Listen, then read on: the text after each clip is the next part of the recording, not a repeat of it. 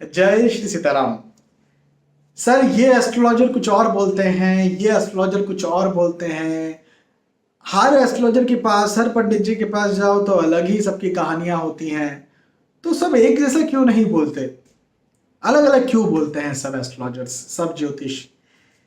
ये प्रश्न मुझसे आए दिन पूछा जाता है और हो सकता है कि आप इस प्रश्न पर, इस टॉपिक पर पहली बार मेरा ये वीडियो देख रहे हो, लेकिन कई बार इस टॉपिक पर मैं बता चुका हूँ, इवन अलग से वीडियो बना करके बता चुका हूँ। लेकिन चूंकि हर आए दिन मुझसे सवाल रोज ही पूछा जाता है, तो मुझे लगता है कहीं ना कहीं ये बात सभी लोगों तक स्प्रेड नहीं हुई है किसी वजह से, सोशल मीडिया में या कहीं पर भी इंटरनेट ने इस बात को कहीं रोक दिया।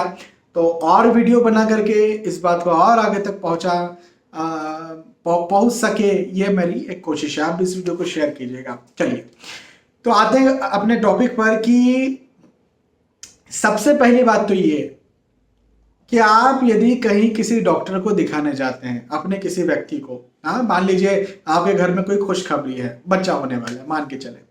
अब आपको किसी डॉक्टर को दिखाना है, हाँ लेडी डॉक्टर, जेंट्स डॉक्टर, जिसको भी दिखाना, गायनेकोलॉजिस्ट को दिखाना है, तो आप ये देखेंगे ना कि भाई वो जो है वो अच्छा डॉक्टर है। अच्छा डॉक्टर कैसे पता चलेगा? लोगों से पता चलेगा, है ना। तो लोगों से, शहर में भी फिजिकल लोकेशन है तो शहर के आसपास के लोगों से पूछ सकते हैं। फिजिकल लोकेशन नहीं है, ऑनलाइन है, तो उनका कोई सोशल मीडिया, आजकल तो हर किसी के लगभग सोशल मीडिया प्लेटफॉर्म होते हैं, यूट्यूब पर, फेसबुक पर, इंस्टाग्राम पर, अलग अलग जगह पर। तो वहां पर उनके रिव्यू देख सकते हैं जाकर के कि कमेंट्स में उनके बारे में क्या बोला जा रहा है। भाई इस प्रकार से आप देख सकते हैं। ऑनलाइन भी देखने का तरीका है, ऑफलाइन भी देखने का तरीका है। तो एक तो ये भी हो गया। दूसरा, सिर्फ कमेंट या सिर्फ उनके बारे में अच्छा बोला जा रहा है, सिर्फ इसलिए भी नहीं आप जाते। आप ये भी देखते हैं कि उन्होंने पढ़ाई लिखाई क्या की है ना। भाई कुछ भी पढ़ लिए और आप उनके पास चले गए डॉक्टर उनको दिखाने, तो ऐसा भी नहीं होता ना। स्पेशलिटी आप देखते हैं, उनकी डिग्री देखते हैं। तो सबसे पहली बात तो ये कि आप पढ़ाई लिखाई देखिए। यदि आप एस्ट्रोलॉजर के पास भी जा रहे हैं तो पढ़ाई लिखाई देखिए। जी हाँ, आज के ज़माने में पढ़ाई लिखाई सर्टिफिकेट्स अब अवेलेबल हो चुके हैं। वैसे तो पहले भी उपलब्ध थे, लेकिन पहले ऐसा था कि कुछ ऐसे गुरुकुल, ऐसी संस्थाएं होती थी जो सर्टिफिकेट्स नहीं देती थी पंडित या एस्ट्रोलॉजर्स को। आजकल संस्थाएं जो कि सर्टिफिकेट्स देती हैं। तो पहले तो आप ये पता कर लीजिए कि भाई सर्टिफाइड एस्ट्रोलॉजर्स हैं कि नहीं। उनके बारे में आप इंटरनेट पर पता कर लीजिए, कितने लोग हैं उनके साथ, कितने लोग उनको फॉलो करते हैं, कौन, और जो उनके वीडियोस हैं या जो उनके लेख हैं या जो भी आर्टिकल्स हैं उसमें कमेंट्स कैसी हैं, है ना। तो आप पहले तो ये पता कर लीजिए अच्छे से। अब आपको ये पता चल गया कि भाई हाँ ये एक अच्छे एस्ट्रोलॉजर हैं। इतने बात, इसी प्रकार ना भाई, जैसे आपको ये पता चल गया भाई हाँ ये अच्छे डॉक्टर हैं, सबसे पूछ लिया, सब डिग्री भी देख ली, अब आपको पता चला कि अच्छे एस्ट्रोलॉजर हैं। तो अब आपकी तरफ से आपका काम हो गया खत्म, आपका कर्म हो गया खत्म। अब आपको जाना है उनके पास दिखाने के लिए। लेकिन अब यहां से भी कहानी अब शुरू होती है। इतना होने के बावजूद भी आप उनके पास जा रहे हैं, तो हो सकता है वो कुछ और बोले, और उसी प्रकार के किसी एस्ट्रोलॉजर के पास आप जाए, दूसरे किसी एस्ट्रोलॉजर के पास जाए तो वो कुछ और बोले। ये होने के बावजूद भी ऐसा हो सकता है। लेकिन मैं पहले आपको यहां पर उदाहरण देना चाहता हूं। उदाहरण ये कि एक गायनेकोलॉजिस्ट को दिखाते हैं, बच्चा होने वाला, एक गायनेकोलॉजिस्ट को दिखाते हैं, वो कहते हैं नॉर्मल डिलीवरी करवा दूंगी, ऑपरेशन नहीं करवाना पड़ेगा। लेकिन वहीं पर दूसरे गायनेकोलॉजिस्ट को दिखाते हैं तो बोलते हैं नहीं नहीं नहीं, ऑपरेशन करना बहुत ज़्यादा ज़रूरी है। मैं गलत कह रहा हूँ भाई? अलग अलग गायनेकोलॉजिस्ट भी अलग अलग बोलती है ना। एक डॉक्टर को दिखाते हैं, एक डॉक्टर बोलता है नहीं ये दवाई लो, डायबिटीज है ये दवाई लो, ये दवाई काम करेगी। अच्छा सर्दी जुकाम है ये वाला एंटीबायोटिक लो। वहीं दूसरे के पास जाओगे तो क्या लगता है आपको? सेम टू सेम दवाई लिख के वो देगा क्या? आप मुझे सोच कर बताइए, क्या सेम सेम दवाई लिख करके देगा? नहीं।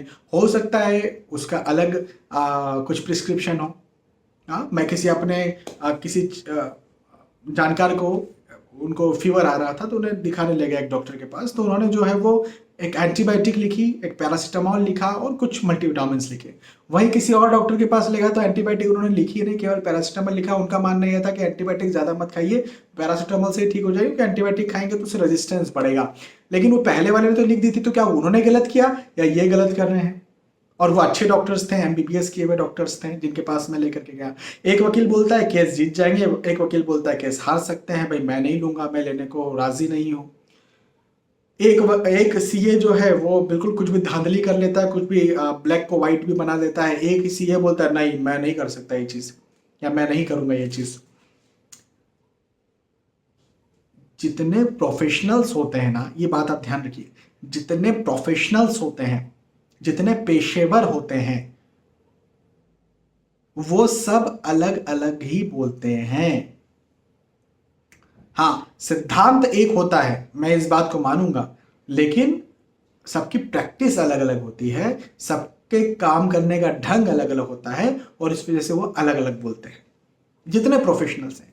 उसी प्रकार से जितने अच्छे एस्ट्रोलॉजर्स हैं, अच्छे का मतलब क्या, मैंने आपको शुरुआत में ही बताया कि पहले आप वो सब चीजें देखिए, तब जाकर के अच्छे एस्ट्रोलॉजर्स आपको मिलेंगे। हाँ, झोला छाप किसी के पास चले जाएंगे वो अच्छे नहीं है। तो जितने भी अच्छे एस्ट्रोलॉजर्स हैं वो भी दूसरे पेशेवर, दूसरे प्रोफेशनल्स की तरह, भाई वो भी इंसान है ना, तो प्रोफेशनल्स की तरह वो भी अलग अलग अपने अलग अलग प्रैक्टिस करते हैं और अलग अलग बातें बोल सकते हैं। अब यही तो किसी को अच्छा और किसी को बुरा बनाता है। भाई कोई गायनेकोलॉजिस्ट है, उसने भी एमएस किया, कोई दूसरी गायनेकोलॉजिस्ट है, उसने भी एमएस किया हुआ एमबीबीएस के बाद, तो आप बोलते नहीं वो खराब है वो अच्छी है। बाबा उसने भी तो वही चीज एमएस किया, उसने जो एमएस की डिग्री उसने हासिल कर लिया, तो कोई बैठे बैठे तो हासिल नहीं किया, कड़ी मेहनत की होगी, फिर वो खराब कैसे हो गई? उसके सिद्धांत भी वही है। तो यही तो किसी को अच्छा और किसी को बुरा बनाता है, उसकी प्रैक्टिस, है ना।